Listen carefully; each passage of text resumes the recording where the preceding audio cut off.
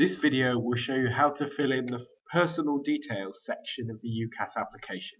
This is the first one on the left hand side, so let's go through to it. So this is basically just for all the details about you, all the contact information, all of the basic things that UCAS needs to know before you start your application. A lot of it is already filled in based on the information you gave them when you registered, so you can just leave that as it is.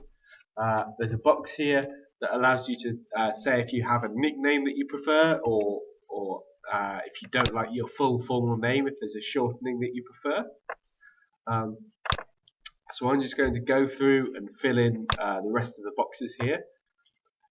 Any boxes where it says see list on the right here, it's always a good idea just to click that, because it brings up a list of the possible options. So United Kingdom's there, and so it just helps you make sure that you're definitely putting it in the right format. So it's United Kingdom rather than Britain or England, for example. So I don't need to fill that in because I was born in the UK. And again, you can go through, and pressing C list just makes everything really easy. I don't have any dual nationality. And then it asks you for the county that you live in. So I'm just going to go down and find Nottinghamshire.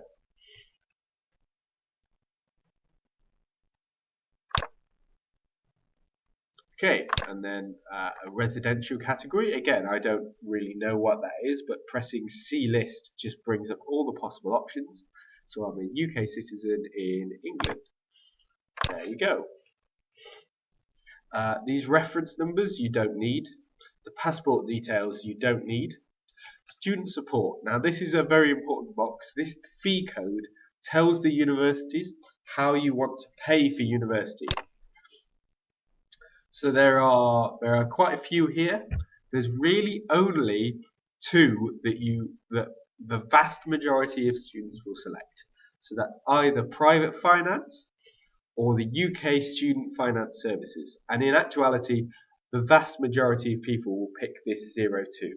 02 means that you're going to be applying for student finance. You're going to take out a student loan to cover the tuition fees. 01 private finance, that means that you're going to pay the university the £9,000 yourself, or a member of your family is going to do that for you. All of these other ones are for various programs where you get your university fees paid for you. So unless you know that you're on one of these programs and you've specifically been told which code to put in, just put 02. And then that if you pick that you want to apply through student finance, again it just asks you to pick which county you are going to be applying from. So we'll pick Nottinghamshire again.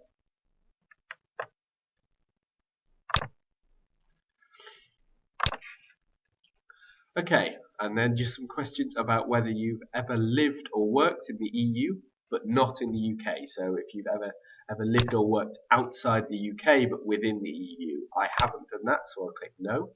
And then if your parent, step-parent, spouse or civil partner is an EU, European Economic Area or Swiss national but not UK national. So you can select that. Again, that doesn't apply to me. Then there is a text here about criminal convictions. Have a quick flick through that, but I imagine that most of you won't have any criminal convictions, so you can leave that box unticked. And then again, this section here is exactly the same as the one that we saw in the registering section about what UCAS want to contact you about. So again, just check that all of that is as you want it. And then again, how they're allowed to contact you is here. And then the last couple of sections, nominated access. Now this is where you can nominate a family member who is allowed to speak to UCAS on your behalf. So if you don't put anyone here, only you are allowed to ring up UCAS and ask questions about your application. Whereas, say if you're ill or you're away, if you put somebody in here, so I'm just going to put here. So Anne Allison, that's a made-up name, is my mum. Why not? So that allows that person to answer any questions or ring up UCAS and ask any questions on your behalf. So that's an important box to fill in. Now, if you have any disabilities or special needs, this is the place to put them, and the university will be told about them. Again, you can press choose see list, and you can choose from a list of types of disability. And then if you do have a disability, just give details of it in the box below, and that will be forwarded on to the universities. So when you've done all that, just click section completed and hit save. And there we go. Now the personal details section of the application is complete.